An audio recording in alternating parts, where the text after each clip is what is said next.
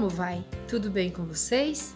Deus abençoe cada um, pela companhia aqui no canal, por compartilhar os vídeos, por caminhar comigo. Eu sempre digo e não canso de dizer que o canal é nosso, que Deus nos uniu por aqui. É uma oportunidade que temos de fazermos breves reflexões uma vez por semana juntos mesmo, estando distantes. Eu gostaria então de trazer 3 pontos hoje para nós refletirmos, que aliás é um assunto bem pontual, para a nossa situação. Qual é o caminho que devemos trilhar para esperarmos em Deus as respostas que gritam dentro do nosso coração em situações tão doloridas como todas essas que temos vivido há mais de um ano. Então eu trouxe 3 pontinhos para provocar uma reflexão junto com vocês. A primeira, quando Deus disse para Abraão que ele o honraria dando um filho, e que apesar da idade avançada de Abraão e apesar da esterilidade de Sara, Deus fez uma promessa. Coube a Abraão e Sara apenas uma coisa: acreditar no que Deus estava falando e esperarem em Deus o tempo que esse filho chegaria. No momento, Sara disse para Abraão: será que Deus se esqueceu da promessa? E Abraão continuou firme, esperando em Deus a promessa se cumprir. Assim aconteceu com a chegada de Isaque, alegrando o coração de Sara, alegrando o coração de Abraão, dando a eles o cumprimento da palavra de Deus, o cumprimento da promessa. Deus pediu para Abraão e Sara Isaque em sacrifício.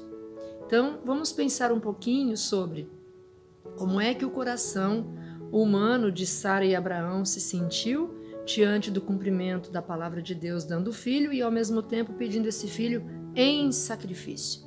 Deus havia dito onde seria, como seria e o que é que Abraão deveria fazer. Sara ficou em casa, Abraão seguiu de mãos dadas com Isaque, caminhando até o monte Moriá. Isaque foi feliz, imagino que saltitante, porque na cabecinha dele não era um bebê, era uma criancinha já crescida, um pouquinho maior. Ele estava entendendo aquela caminhada de casa até o monte como um passeio. Qual filho não se alegra de fazer um passeio com o pai? Pelo campo, olhando para o verde, vendo a natureza, na melhor companhia que Deus poderia oferecer. O pai conduzindo o seu filho. E o coração de Abraão doendo por dentro, o coração de Sara em casa doendo por dentro, porém esperando em Deus até o último minuto que Deus faria com esse propósito: querer o meu filho Isaque, querer o nosso filho Isaque em sacrifício. Chegando ao monte Moriá, Isaque olhou: estamos no local, a lenha já está pronta. Pai, cadê o cordeiro? Então Abraão respondeu para Isaque: o Senhor nosso Deus vai providenciar. E naquele momento que Deus tocou, Deus colocou a mão sobre Isaque e poupou a vida de Isaque e poupou Abraão dessa dor. O que essa passagem nos mostra? Nos mostra a espera em Deus, a obediência a Deus e a entrega total, aquela coisa de você se jogar nos braços do Senhor, sabendo que o que Ele tem é sempre o melhor do que aquilo que trazemos no coração, do que todos os planos que fazemos ao longo da nossa vida. Esse é um ponto.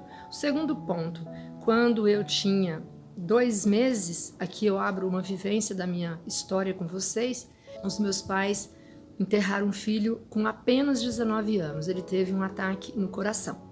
Então, como eu era um bebê, cresci ouvindo essa história, ouvindo o relato de dor que a morte trouxe em casa para os meus pais, para os meus outros irmãos, principalmente para esse irmão que era gêmeo com o que faleceu. Meu pai não foi alfabetizado, mas ele tinha muita sabedoria, ele tinha muito amor a Deus, ele tinha muita vontade de experimentar o sagrado e apresentar esse sagrado para a nossa família. Então, na minha casa tinha Bíblia, os meus irmãos poderiam ter acesso à palavra para falar sobre ela com o meu pai, mas o meu pai se apegou a um livro que ele havia comprado para os meus irmãos, chamado A Vida de Cristo. E eu conheci esse livro, tive a oportunidade depois de conhecê-lo. Um livro cheio de histórias, de toda a passagem da vida de Jesus, desde a visita do anjo a Nossa Senhora, a gestação, o nascimento, aquela história sagrada que nós temos no Santo Rosário, um por um dos mistérios, cada meditação tinha nesse livro. E meu pai, então, na dor, na angústia dele, naquela espera de passar o luto que parece que não ia passar nunca, ele ficava folheando esse livro e olhando e relembrando todo o sofrimento de Jesus. Quando eu já tinha um pouquinho mais de idade, um pouco de entendimento, um dia eu perguntei, numa conversa sobre Deus, né, sobre a fé da nossa família, eu falei: pai, por que quando o João morreu, o Senhor disse pra gente desde pequena que o Senhor folheava esse livro e todo dia o Senhor fazia questão de ver, e quando a sua dor era tão intensa, tinha vezes que o Senhor olhava o livro até de trás para frente. O que significava isso para o Senhor? Então ele me disse que, como ele não sabia ler, e os meus irmãos trabalhavam e nem sempre tinham tempo de parar para ler a palavra, mas aquele livro era cheio de gravuras, tinham todas as imagens e fotografias do sofrimento de Cristo, então ele se apegava em tudo aquilo que ele via e rezava e chorava, e quando chegava na parte do sofrimento de Jesus, ele disse que entregava a dor dele, da minha mãe, por ter enterrado um filho jovem, alegre, aparentemente saudável, sem nenhum problema, e ele tinha dificuldade às vezes de entender por que ele tinha que enterrar esse filho e por que ele não foi no lugar. Então ele às vezes abraçava esse livro como se ele estivesse abraçando o próprio Cristo, e a cruz de Cristo que ele via ali dava muita paz no coração dele.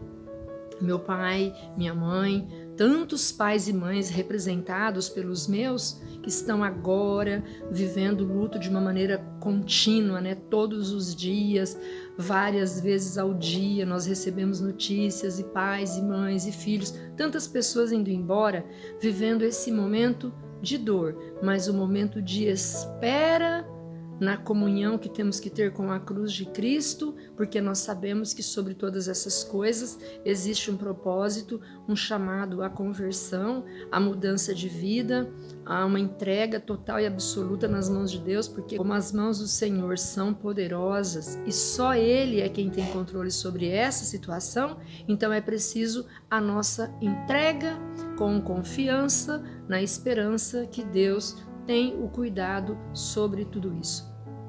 E o terceiro ponto que eu gostaria de trazer para encerrar o nosso vídeo é sobre as realidades de milagres que temos experimentado também.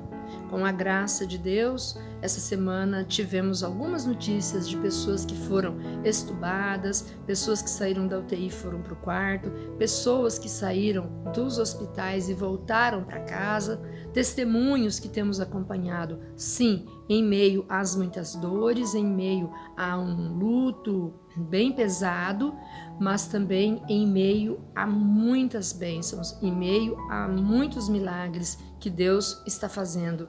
Nós, cristãos, precisamos fortalecer a nossa esperança em Deus, confiarmos que com essa entrega fiel a tudo que Deus tem para cada um de nós, será transformado em muitos testemunhos.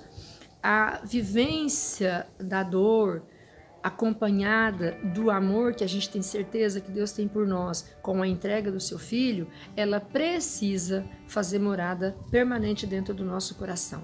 Nós temos um irmão de caminhada aqui, o Marinho, que já falou conosco no canal no ano passado, e ele tem sido uma bênção na nossa vida aqui em Araçatuba, e toda segunda-feira à noite nós temos a oportunidade de acompanharmos as lives, porque já era comum ele ministrar as pregações às segundas-feiras presencialmente. Por conta da dificuldade hoje, então ele faz isso pelas plataformas digitais.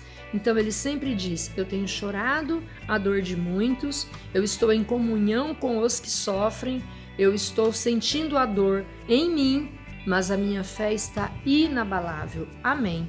Essa é a certeza que precisamos ter. Apesar das dores, nós como cristãos Precisamos testemunhar uma fé inabalável. Nós não podemos chorar e perder a fé. Podemos chorar, aumentando a nossa fé. Nós não podemos nos prostrar diante do sofrimento e deixarmos a nossa fé balançar. Nós temos que ficar em pé com os joelhos dobrados. Joelhos dobrados, corações agradecidos, uma fé viva, sempre lembrando. A dor de Abraão foi uma dor silenciosa, porque ele não pôde falar para Isaac: estou te devolvendo para Deus Todo-Poderoso que nos presenteou com você. Ele disse: vamos. Isaac se jogou, se entregou a Abraão e foi. E Abraão, mesmo com dor, se entregou, se jogou nos braços do Senhor. Por quê? Porque ele e Sara sabiam que se Deus recolhesse Isaac naquele monte Moriá em sacrifício, eles acreditavam como pais que Deus ressuscitaria Isaac. Então essa entrega foi absoluta. Deus não perdeu o controle de nada, como eu já disse aqui algumas vezes, e repetidas vezes vou dizer, Deus não perdeu o controle sobre essa situação, sobre nenhuma outra situação pelas quais já passamos. Vamos olhar um pouquinho para trás, na nossa vida, na nossa vivência do passado, em meio a alguma dor. Vamos considerar aí uma dor do luto, a dor de um desemprego, de um filho doente, alguma coisa muito pesada que cada um de nós já passamos. Já passamos, porque tudo passa. E amanhã nós vamos dizer, olha, em meio a tantas tempestades, a tantas dores, a pandemia passou. Onde é que nós estávamos enquanto tudo isso acontecia? Nós estávamos pedindo a proteção do manto da mãe, que também entregou, que confiou, que deu seu sim, que foi fiel, que diante da cruz de Cristo ela não pôde fazer absolutamente nada a não ser dizer, estou aqui. Mas a palavra de Deus estava se cumprindo em cima do sofrimento de Jesus. E Maria soube esperar. Uma mulher da espera. Imitemos Maria, Abraão. Para mim, como humanamente falando, eu tenho uma referência muito grande e muito linda de espera através da vida dos meus pais, porque depois desse irmão eles também enterraram outro e depois, com a graça de Deus, foram recolhidos e viveram uma vida de entrega, de confiança, de esperança. Passaram muitas dificuldades. Quem nunca, né? Quem nunca passou por uma dificuldade e por confiança entregou nas mãos de Deus e tudo passou. Confiemos então, entreguemos o nosso coração a Deus, que o medo não seja maior que a nossa fé, que a nossa esperança seja renovada todos os dias. Eu agradeço a Deus a oportunidade de estar aqui, a oportunidade de vocês estarem aí. Deus nos escolheu para hoje, mais um dia, podermos experimentar a graça e o presente dele, através da vida que ele nos confiou. Amém? Fiquem com Deus, fiquem na paz, tenham todos uma semana muito abençoada e a semana que vem nós vamos voltar, continuando sobre esperar em Deus, com um convidado muito especial. Fiquem com Deus e até lá!